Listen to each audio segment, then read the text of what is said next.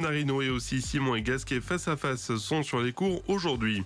Et puis le basket, nouvelle journée d'Euroleague, l'ASVEL reçoit le Bayern Munich à 20h45.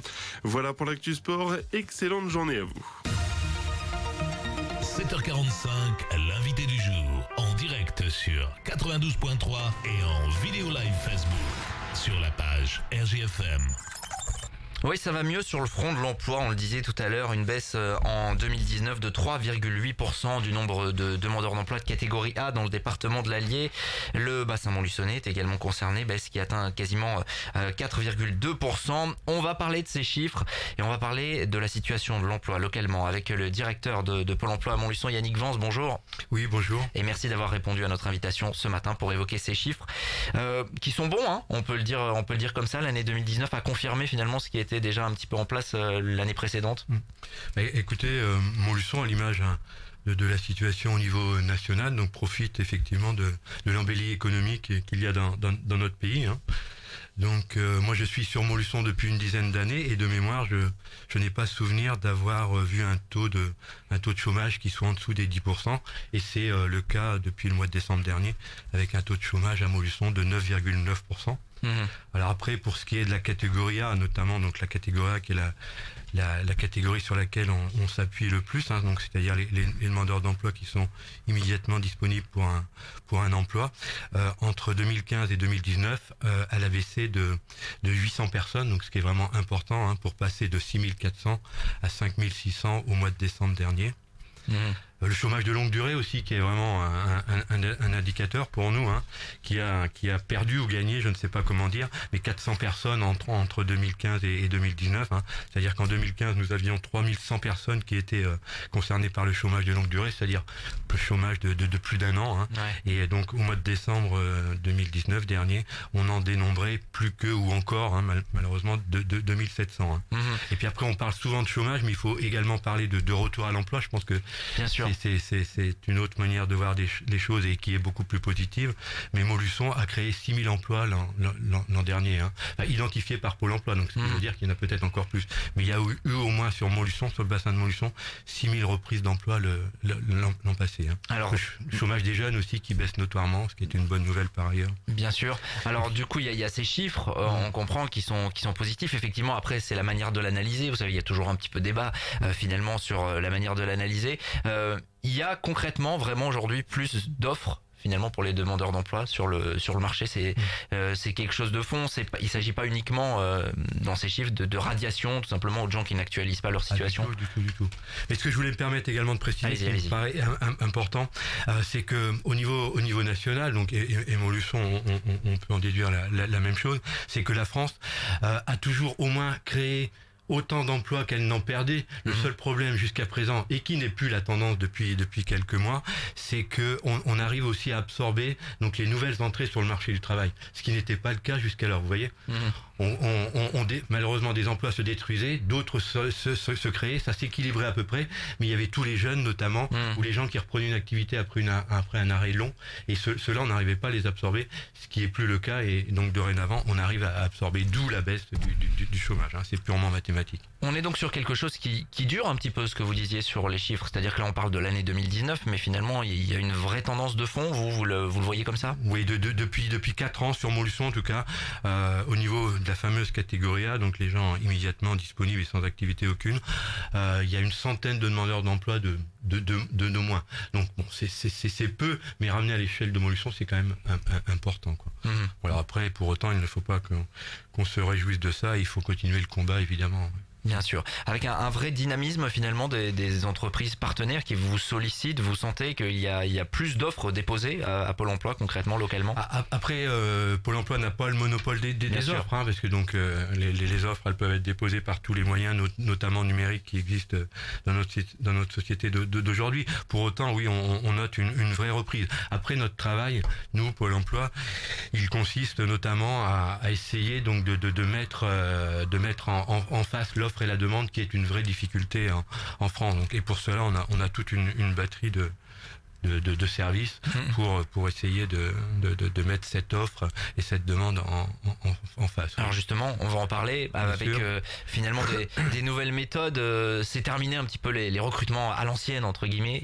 Ça a vraiment beaucoup changé finalement ces dernières années. Après, on a une méthode qui existe depuis un certain temps et qui nous est enviée, mais pour autant, on en fait la promotion le plus souvent possible parce qu'elle est malheureusement pas encore assez connue et déployée. Donc, je profite de l'occasion qui m'est donnée justement pour la rappeler, ce qu'on appelle donc la méthode de recrutement par simulation et qui n'est pas basée, comme vous le disiez, sur une méthode de recrutement traditionnelle, à savoir le cursus de formation et l'expertise, mais qui est plutôt basé sur les habilités et les aptitudes à un poste. Voilà. Donc c'est cette méthode qui nous permet pas uniquement le CV, le diplôme. On va s'intéresser à des compétences générales. Voilà, on a toute une batterie d'exercices en fonction du métier qu'on recherche. Et donc les candidats, donc par des tests pédagogiques, manuels, donc sont évalués par rapport à des habilités. Ça porte ses fruits, ça, concrètement? C'est-à-dire qu'il y a des offres qui sont pourvues, qui ne l'auraient peut-être pas été si on avait pris des méthodes traditionnelles? Bien sûr, non, il y a une vraie réussite par rapport à cette méthode. Et vraiment, au risque de me répéter, donc nous, notre enjeu à Pôle emploi, c'est de la déployer le plus possible et de la faire connaître la plus possible auprès de nos clients demandeurs d'emploi. Oui, tout à fait. Alors vous le disiez, la difficulté évidemment réside dans le fait qu'il faut mettre en face offre et demande. Il y a donc ces méthodes de recrutement là qui ont un petit peu changé. Il y a d'autres choses, me semble-t-il, qui sont mises en place justement pour aboutir à mettre. Il y a toute une série d'exercices partant du principe que nous, Pôle emploi, c'est vraiment de répondre le plus efficacement à la demande, donc que ce soit des demandeurs d'emploi ou des entreprises. Mais effectivement, il y a toute une série d'exercices, dont notamment également ce qu'on appelle, nous, dans notre jargon, la promotion de profil. C'est-à-dire que les conseillers, au gré de leurs entretiens, ils peuvent détecter des profils de demandeurs d'emploi qui peuvent correspondre à des offres pour lesquelles on a des difficultés à pourvoir.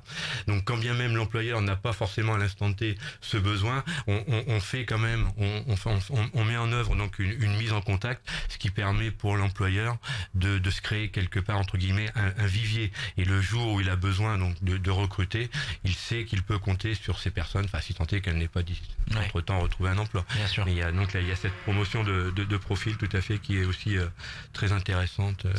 Ça passe aussi par la formation, j'imagine. Il y a des choses qui sont mises en place. Alors évidemment, c'est au niveau du plan de formation, vous en avez entendu parler. Il y a vraiment le sujet est très ambitieux. Donc il y a d'une part donc tous les financements qui sont faits financés par Pôle emploi au niveau de la formation, et puis il y a aussi donc tout un budget qui a été octroyé par l'État depuis 2 ans maintenant, qui s'appelle le plan investissement des compétences, plus vulgairement le PIC, pour lesquels on a des sommes conséquentes de manière à former les demandeurs d'emploi. Donc c'est pour des populations les plus en difficulté.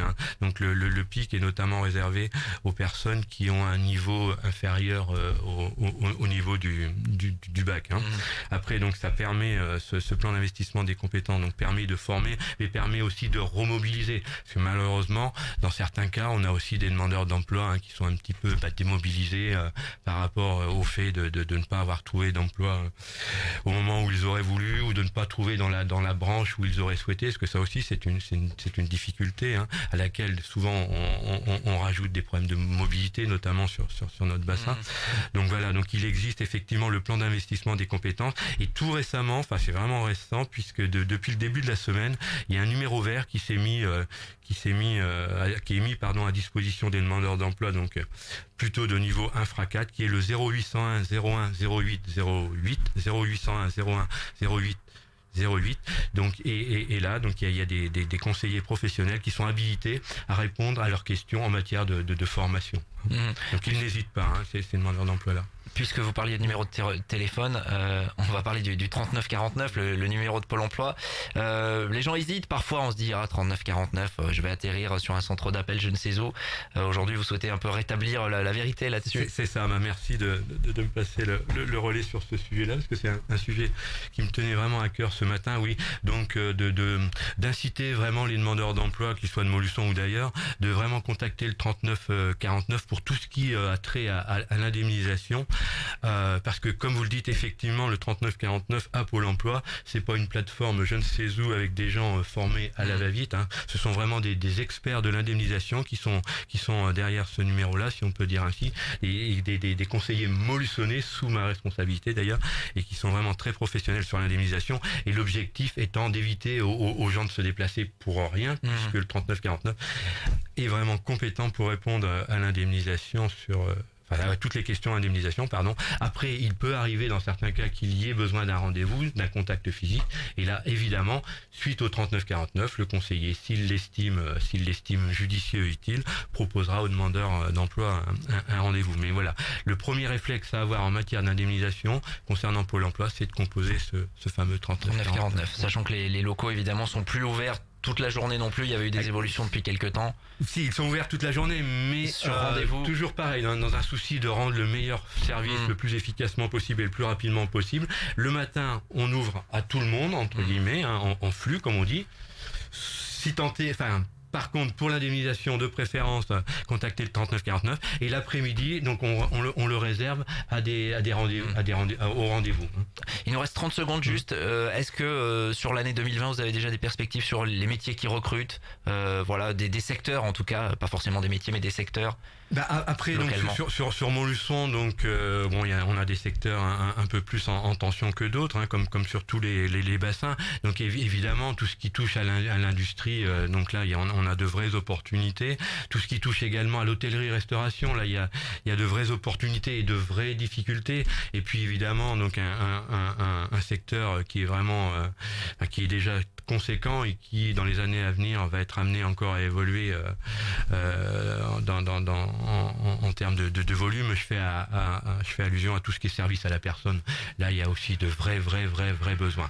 Donc, par contre, il y a une difficulté parce que ce sont souvent des emplois à temps partiel avec des horaires décalés. Et donc là, il nous faut également travailler avec les demandeurs d'emploi et les entreprises pour essayer de trouver des solutions qui puissent convenir à tout le monde par rapport à ça. Ces bons chiffres sur le terrain de l'emploi pour l'année 2019. On voulait y revenir ce matin et on vous remercie Yannick Vance d'être venu à notre micro ce matin pour en parler. Toutes les données, vous les retrouvez sur le www.rjfm.net. Et il est 7h57 bientôt. On va continuer le direct. 7h45, l'invité du jour. En direct sur 92.3 et en Facebook Live vidéo sur la page RJFM.